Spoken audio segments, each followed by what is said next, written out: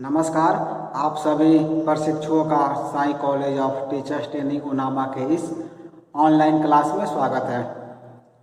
आज के क्लास में हम बात करने वाले हैं बीएड प्रथम वर्ष के पेपर कोड EPC2 के यूनिट 2 से। यूनिट 2 में आप सभी को पढ़ना है क्षेत्रीय लोक कला, और क्षेत्रीय लोक कला के अंतर्गत हम पिछले वीडियो में बात किए थे बिहार की एक बहुत ही प्रसिद्ध लोक चित्रकला जिसका नाम है मंजूषा चित्रकला। मंजूषा चित्रकला के बारे में हमने बात कर लिया है, और आज के वीडियो में हमने आप सभी के लिए जिस लोक चित्रकला का चयन किया है उसका नाम है टिकुली कला। इस वीडियो में हम बात करेंगे टिकुली कला के बारे में। तो चलिए सबसे पहले आप सभी हेडिंग दे दीजिए टिकुली आर्ट। इसका नाम ही है टिकुली आर्ट। चलिए टिकुली कला के बारे में आप लिखेंगे कि टिकुली कला जो है बिहार की एक प्राचीन कलाओं में से एक है। यानी जितनी भी कलाएं हैं बिहार में, उन सभी कलाओं में सबसे प्राचीन कला की यदि हम बात करें तो उनमें से नाम आता है टिकुली कला का। यह कला जो है बिहार की एक अनोखी कला है जिसका एक बहुत ही समृद्ध और गहरा पारंपरिक इतिहास रहा है, यानी कि ट्रेडिशनल इसका हिस्ट्री रहा है। टिकुली शब्द की यदि हम बात करें तो टिकुली शब्द जो है ये क्या होता है, ये टिकुली शब्द जो है बिंदी का एक स्थानीय शब्द है। जो नॉर्मल महिलाएं जो बिंदी लगाती हैं, बिंदी को ही भोजपुरी में या फिर आप कह सकते हैं स्थानीय भाषा में टिकुली कहा जाता है, जो कि आमतौर पर एक उज्जवल रंगीन बिंदु यानी कि एक डॉट होता है, छोटा डॉट होता है। बिंदी मतलब बिंदी बोलते हैं ना, बिंदु होता है, एक बिंदी होता है। बिंदु तो वो छोटा होता है, बिंदी थोड़ी सी बड़ी होती है। तो ये क्या होता है, बिंदी जो है महिलाओं को अपने माथे पर दोनों आंखों के बीच में लगानी होती है, उसे ना बिंदु कहते हैं, सॉरी बिंदी कहते हैं। ठीक है, चलिए ये तो हो गया टिकुली की बात। अब हम इसके इतिहास के बारे में जानते हैं, क्योंकि मैंने कहा है वीडियो के शुरू में ही कि इसका इतिहास क्या है। यह बहुत ही प्राचीन कला है, इसका एक बहुत ही अनोखा समृद्ध इतिहास रहा है। तो हमें इसके इतिहास के बारे में भी जानना है। तो इतिहास में आप लिखेंगे कि टिकुली कला जो है आज से लगभग 800 साल पहले पटना में उत्पन्न हुई थी। समझ सकते हैं कितना इसका प्राचीन इतिहास रहा है। ये समय पीरियड कब का, यदि आप हिस्ट्री पढ़ते होंगे तो आप अनुमान लगा लिए होंगे। यह समय जो था भारत में मुगल वंश का था, यानी कि मुगल शासन काल के समय से यह कला कहाँ थी, बिहार में उत्पन्न हुई थी। यह अनोखी कला अपनी खूबसूरती के लिए बहुत जल्द ही प्रसिद्धि को भी प्राप्त कर ली। यानी जब इस कला का जन्म हुआ तो ये कला अपनी खूबसूरती के लिए बहुत कम समय में ही बहुत जल्दी क्या हुई, प्रसिद्धि को प्राप्त कर ली, और पूरे देश के व्यापारियों को थोक में खरीदने के लिए पटना जाने के लिए विवश भी कर दिया। यानी कि इसका निर्माण कहाँ से हुआ था, टिकुली कला का निर्माण जो है आपके बिहार की राजधानी जो पटना है, जो पहले पाटलिपुत्र के नाम जाने जाती थी, वहाँ पर इसका जन्म हुआ था। और जन्म होने के उपरांत ही इतना जल्दी कम समय में इतनी प्रसिद्धि को प्राप्त की कि दूर दूर से व्यापारी जो है सो खरीदने के लिए पटना आने लगे। क्योंकि जब आप इतिहास पढ़ते हैं तो आप सभी जानते होंगे पटना उस समय व्यापार का बहुत ही बड़ा केंद्र था। क्या था, क्रय विक्रय का एक समृद्ध केंद्र था पटना उस समय। टिकुली कला जो है पटना के स्थानीय गली सड़कों में ही निर्मित होती थी। टिकुली कला का निर्माण कहाँ होता है, टिकुली कला का जो है पटना के जो स्थानीय गलियां हैं, यानी कि आम लोगों के द्वारा जो है इसका निर्माण होता था। क्योंकि ये क्रय विक्रय का एक समृद्ध केंद्र था, एक इसका ये भी कारण था इसको बहुत जल्दी प्रसिद्धि मिलने का। क्योंकि आप सभी जानते हो कि यदि दुकान कोई मार्केट है, जो मार्केट बहुत ज़्यादा व्यस्त रहता है, यदि वहाँ कोई आप दुकान खोलते हैं तो उसको बहुत जल्दी प्रसिद्धि मिल जाती है, क्योंकि वहाँ बहुत लोग आते हैं, क्रय विक्रय का काम चलता है। तो पटना भी उस समय क्रय विक्रय का एक बहुत ही बड़ा केंद्र था, इसीलिए टिकुली कला को प्रसिद्धि मिलने का एक यह भी वजह माना जाता है। इसके साथ ही साथ जो है मुगलों को भी इस कला में दिलचस्पी थी। जैसे मैंने कहा ही कि यह कला मुगल के समय की है, तो जो मुगल वंश थे, मुगल वंश के जो राजा महाराजा थे, उन सभी को भी इस कला में दिलचस्पी थी। इसी कारण जो है टिकुली कला को सक्रिय राजनीतिक संरक्षण भी प्राप्त हुआ। आप सभी जानते होंगे जिस व्यक्ति को या जिस कला को जो है राजनीतिक संरक्षण प्राप्त होता है वो कला और भी प्रसिद्ध हो जाती है। तो टिकुली कला के साथ कुछ ऐसा ही हो रहा था। एक तो आप कह सकते हैं कि क्रय विक्रय का केंद्र पटना था, एक ये वजह था प्रसिद्ध होने का। दूसरा वजह ये भी हुआ कि मुगल वंश का भी इसको संरक्षण प्राप्त हुआ, राजनीतिक संरक्षण इसे प्राप्त हुआ, जिस वजह से पॉपुलर हो गया। और इसकी खूबसूरती भी वैसी थी जिसको जो कि इसे बहुत जल्दी प्रसिद्धि को प्राप्त हो गई। इसके बाद लिखेंगे कि मुगल साम्राज्य का पतन, जब मुगल साम्राज्य का पतन होने लगा और ब्रिटिश राज के आगमन से, जब मुगल का पतन होता है और ब्रिटिश राज का आगमन होता है तो उस दरमियान क्या होता है, टिकुली कला को जो है गंभीर झटका लगता है। क्योंकि जो चीज़ यदि बहुत ज़्यादा प्रसिद्ध हो जाती है तो उसके विनाश का भी समय आता है। तो टिकुली कला जितनी प्रसिद्ध थी मुगल के समय में, जैसे ही मुगल वंश का पतन होता है और ब्रिटिश राज का भारत में आगमन होता है, उनके आगमन के साथ ही टिकुली कला को गंभीर झटका लगता है। झटका क्यों लगता है? क्योंकि ब्रिटिश सरकार ने जो है औद्योगिकीकरण यानी कि इंडस्ट्रियलाइजेशन की शुरुआत कर दी और कई स्वदेशी सामान मशीन के द्वारा बनाई जाने लगी। यानी कि भारत में जो लोग पहले हाथ से बनाते थे, स्वदेशी सामान बनाते थे, उन सभी चीज़ों को मशीनों से बनाया जाने लगा। टिकुली कला भी उनमें से एक थी। यानी जो आपका टिकुली आर्ट है उसे लोग क्या करते थे, पटना के कारीगर जो है अपने हाथों से बनाते थे।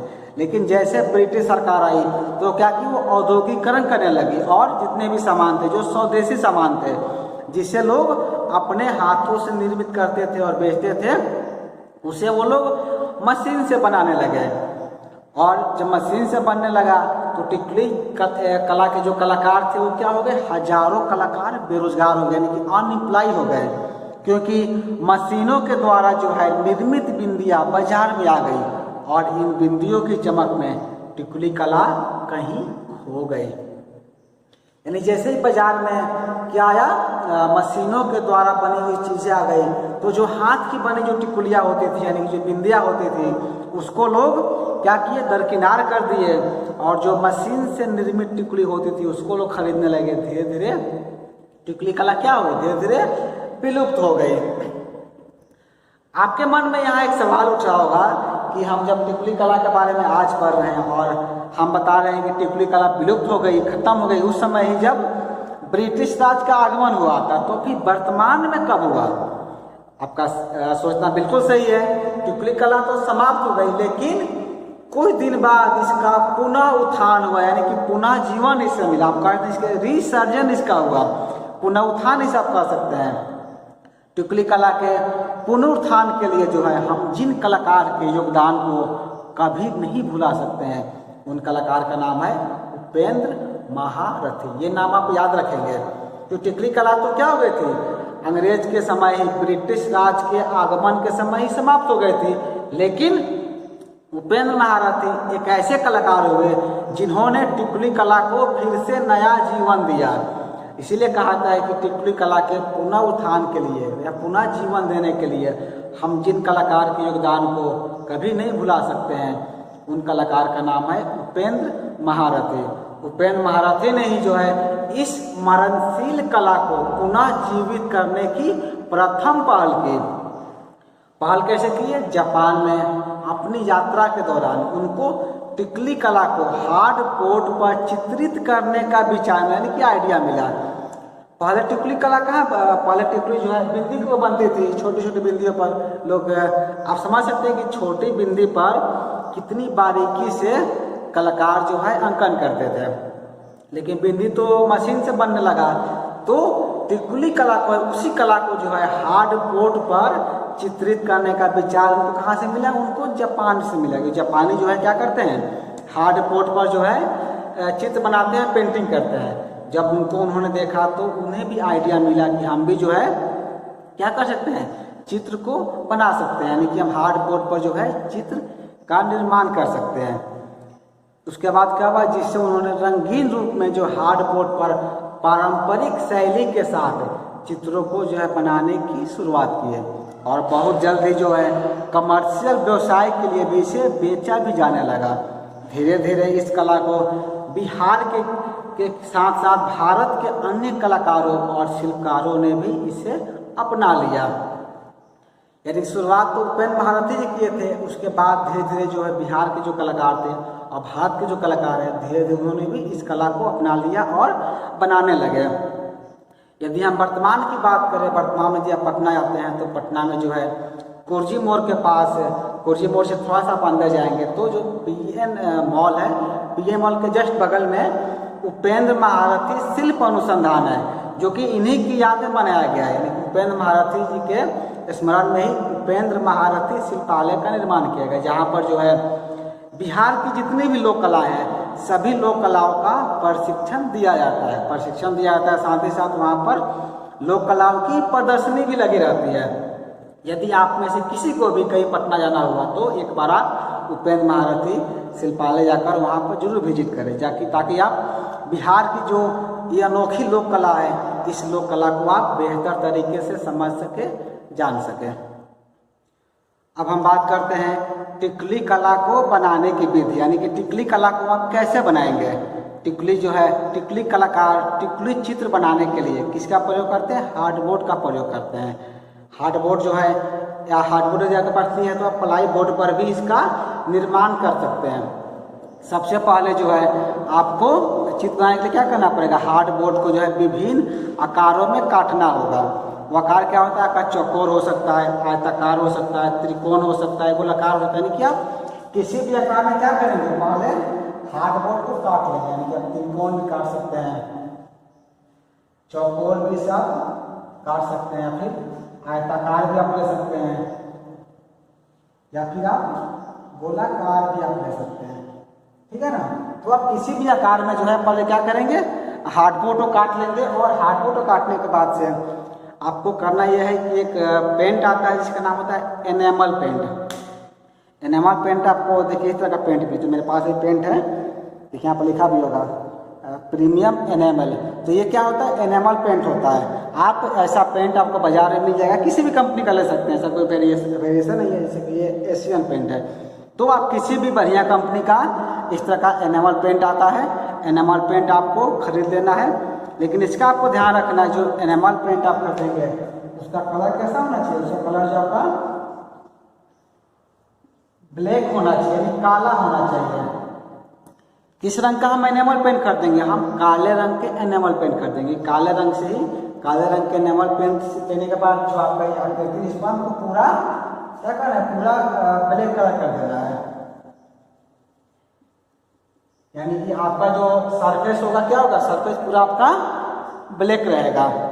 तो चित्रकार जो होते हैं पहले प्लाई पर या हार्डबोर्ड पर ब्लैक कलर से कलर कर देते हैं। ब्लैक कलर से कलर करने के बाद एक मार्केट में आता है जिसको बोलते हैं हम लोग सैंड पेपर। इसका नाम होता है, आप बोलेंगे सैंड पेपर, जहाँ से आप पेंट खरीदेंगे वहाँ पर आपको सैंड पेपर मिल जाएगा। तो सैंड पेपर से क्या किया जाता है? इसको घिसा जाता है, यानी कि पेंट करेंगे फिर सैंड पेपर से घिसेंगे। तो घिसने से क्या होता है? इसका सतह जो है पॉलिश की तरह इसकी सतह चमकने लगती है, यानी कि पूरा आपका सरफेस एकदम चिकना हो जाता है। चिकना होने के बाद इस पर जो हम लोग चित्रकारी का काम करते हैं। एक चीज़ हमें आप यहाँ पर नोट में लिख सकते हैं, आप देखेंगे NOT नोट। नोट में आपको लिखना है कि टिकुली कला जो है अपने चित्रों में मधुबनी रूपांकनों का उपयोग करती है। यानी टिकुली कला में क्या होता है? जो टिकुली आर्ट है, जो इसका जो फिगर जो बनाते हैं उसमें जो मधुबनी का जो फिगर है, मधुबनी रूपांकनों का ही प्रयोग हम टिकुली कला में करते हैं। जैसे कि मेरे पास कुछ एक पेंटिंग है जो हम आप सभी के बीच लाए, देख सकते हैं। ये पेंटिंग एक है, ठीक है, एक ये पेंटिंग है और दूसरा ये पेंटिंग है। जैसे कि ये पेंटिंग जो कलाकार बनाते हैं क्या करते हैं? इसको बेसिकली डेकोरेट के पर्पज से बनाते हैं। इसमें हम करके इसको कहीं भी हम क्या कर सकते हैं? हम हैंगिंग ऐसे कर देते हैं। तो इस पेंटिंग का उद्देश्य होता है कि सजावट के लिए बनाया। जैसे मैंने कहा कि देखिए एक गोलाकार है, एक और पेंटिंग है जो कि आप देख सकते हैं कि चौकोर है। देख रहे हैं ना सभी? तो इस तरह का जो है चौकोर, आयताकार, त्रिकोण, हर तरीके के हार्डबोर्ड पर इसे बनाया जाता है। क्योंकि ये तो पेपर पर बनाया गया है, आप अगर पहले जो है सीखने का पर्पज से बना रहे हैं तो पहले आप क्या करेंगे, पहले पेपर पर ऐसे बनाएंगे और पेपर पर बनाने के उपरांत उसके बाद आप हार्डबोर्ड पर जो है एनेमल पेंट से चित्रों का निर्माण करेंगे। आप यदि चित्र देखेंगे तो आप देखेंगे कि जो मधुबनी चित्र हम लोग बनाते हैं, मधुबनी चित्र और टिकुली कला में बहुत ज़्यादा अंतर नहीं होता। इसलिए हमने नोट में आपको लिखवा दिया था कि यह टिकुली कला जो है अपने चित्रों में मधुबनी रूपांकनों का उपयोग करती है। तो सबसे बड़ा प्रश्न है कि इसे हम पहचानेंगे भी कैसे कि कौन मधुबनी चित्रकला है और कौन टिकुली कला है। तो यदि आप गौर से देखेंगे तो इसके पहचानने का सबसे बड़ा वो है कि आप देखेंगे इसका बैकग्राउंड क्या है, इसका बैकग्राउंड ब्लैक है, इसका बैकग्राउंड ब्लैक है और इस पेंटिंग का भी बैकग्राउंड क्या है, ब्लैक है। तो इसकी सबसे बड़ी खासियत है कि इसका जो सरफेस होता है यानी कि बैकग्राउंड होता है हमेशा ब्लैक होता है, क्योंकि हम ब्लैक करके ही चित्रों का निर्माण करते हैं।